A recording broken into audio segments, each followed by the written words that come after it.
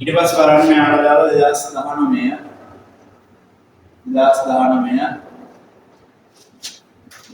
x සමානයි වරන්නාට දෙනවා AD වල වර්ගය. y සමානයි වරන් දෙනවා බලන්න 2AD. ඊළඟ ආඩගෙන මෙන්න මේ විදිහට පරාවලේ ගමන් කරගෙන C පරාවලට මෙන්න මේ ලක්ෂ්‍ය දීලා අභිලම්බ රේඛාවේ සමීකරණය න්යායව වෙනවා. අභිලම්බ රේඛාවේ සමීකරණය. බලන්න මෙතනින් ආවට dx බෙදීම dt එක ගන්න හදා ගන්න පුළුවන්. a වතාවක් d වල වර්ගය ආවර්ජන නම් 2යි. ඒ කියන්නේ දෙකක් AD කියලා මෙතන පිරායිට කියලා දාගන්න. y සමානයි වරන්න දෙගුණයක් AD කියලා ගෙනලා දාලා dy බෙදීම dt එක දා ගන්න පුළුවන් බලන්න දෙගුණයක් a වතාවක් 1. ඒ කියන්නේ දෙකක් p. සුළුනාවස් බලන්න dy dx එක දා ගන්න පුළුවන් ආට dy dt වතාවක් dt over dx. dy dt කියලා කියන්නේ මෙයාගෙන් 2a එක යට dx බෙදීම dt කියලා කියන්නේ 2a වතාවක් p. 2a කපලා ගියාට පස්සේ 1 යට d කියලා මෙයාගෙන් dy dx.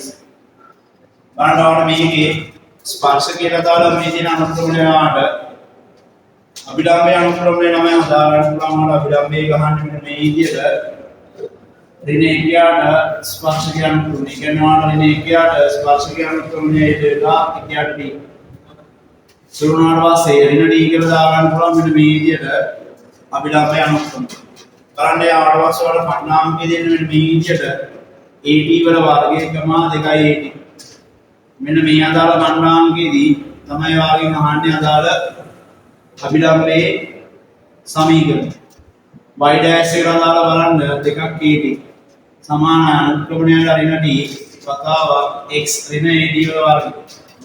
සුළු කරගන්න පුළුවන් බලන්න y ඍණ 2AD සමාන ඍණ dx ධන AD වල ගණනය. අන සමීකරණ වලට බව පෙන්නන්න කියලා දෙන්නේ මෙන්න මේ විදිහට මේ ආදාළ පදේ ගන්න මේ පැත්තට y ධන dx සමානයි 2AD ධන AD වල ගන්න. අන්න අපේ සමීකරණය ආවා. බලන්න ඊට පස්සේ අපි මොනවා මෙන්න මෙහෙම කාරණාවක් c කියන පරාලය මත කණාංකයක් දෙනවලු මෙන්න මේ විදිහට p කියලා 4.1 වඩා විශේෂ වෙලා තියෙන අදාළ ප්‍රශ්න බලන්න 4.1 කියලා කියනවා ලක්ෂයේදී අභිලම්බ රේඛාවට එම පරාලය නැවත මෙන්න මේ ලක්ෂයේදී හම් වෙයි කියලා කියනවා. අපි අදාළ නැවත හම් වෙනවා කියලා කියන කතාව බලන්න කලින් පැහැදිලිද නැවත හම් වෙනවා කියන කතාව බලන්න කලින් මේ අදාළ කණ්ණාංකේ මොකද මේ කියන්නේ කියලා බලන්න. මේ p කියලා අලුතෙන් දෙන්නේ මොකද්ද මේ 2019 දී ප්‍රශ්න කොටා අලුත් වෙලා තියෙන අපිට.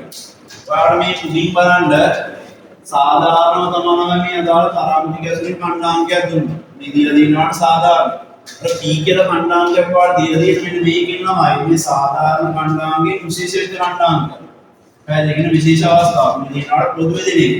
ඒ කියන්නේ මේකේ මේ AD වල වර්ගය වගේ තියෙනවාට මෙයාගේ 4යි. පැහැදිලිද? ඊට පස්සේ මේ 2යි AD වගේ තියෙනවාට මෙයාගේ මේ 4යි. මේ x එකයි y එකයි වගේ තියෙන මෙතනමාට බලන්න මේ දීලා තියෙනවාට t එක වාගන පරාමිතිකේ. නම් මෙතන බලන්න t කියලා කියන එක ධන හොරෙන් දෙක. මෙයාට දාලා සරුණානමස් බලන්න මෙතනින් ආවා t කියලා කියන ළමයි දෙක. අපහන අවස්ථාව දෙකටම මෙයාගේ t කියන එක පොදු ළමයි ධන අවස්ථාව. මෙයාගේ වර්ග වුණාට පස්සේ දෙන්නේ ශ්‍රේණි දෙක උනත් වර්ග වුණාට පස්සේ ධන අවස්ථාවේ නේ. බලන්න මෙයාගේ අවස්ථාව දෙකටම දාලා පොදු t සමාන ධන දෙක. එහෙනම් t සමාන ධන දෙක දාලා අපිට මේ සමීකරණ ගාජුටක් ඉස්සරහට හදාගන්න පුළුවන් මෙන්න මේ විදිහට. බලන්න y සමානයි 2x ආයේ දෙගුණයක් a වතාවක් 2 ධන a වතාවක් 2 ගණන්. සුළු කරාට පස්සේ බලන්න y ධන 2යි x සමානයි දෙවරක් 2 4යි ධන මෙයාලා දාලා බලන්න 8යි. සුළුනාට පස්සේ 12ක් a කියලා ලියා ගන්න. එහෙනම් බලන්න මෙතනින් ආවට ආව සමීකරණේ y ධන 2x සමාන 12යි. සමීකරණය අපි දැන් තමයි ආන්නේ කියන්නේ මොකද්ද? මෙන්න මේ ආදාළ කණ්ණාංකය හම් වෙනවා.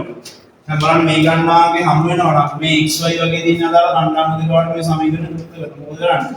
දෙකක් ab ධන දෙගුණයක් ad වල වර්ගය සමානයි 12ක්. ඒ පදේ කපා ගන්න උඩට ඉස්සෙල්ලා දෙකේ ලකුණු කපා ගන්න මේ අදාළ 6.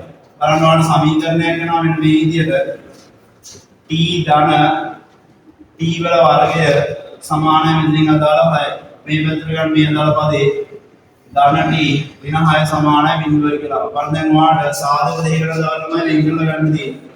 සාධක දෙකකට මෙයා වෙන් වෙනවා බලන්න මෙන්න මේ විදිහට t දාන 3යි t ඍණ 2යි කියලා. සමානයි බිඳුව. එහෙනම් බලන්න මෙතනින් වාට ආවට පස්සේ t දාන 3 සමානයි බිඳුව කියලා කියන්නේ t සමානයි වාගේ ඍණ 3යි. අදාළ ප්‍රකාශනය ආවනාට මෙතනින් අදාළ t සමාන 2යි කියලා එන්නේ. ඒකනේ මේ අපිට පෙන්වන්න කියලා කියන්නේ මෙන්න මෙයා තමයි වාට පෙන්වන්න කියලා කියන්නේ.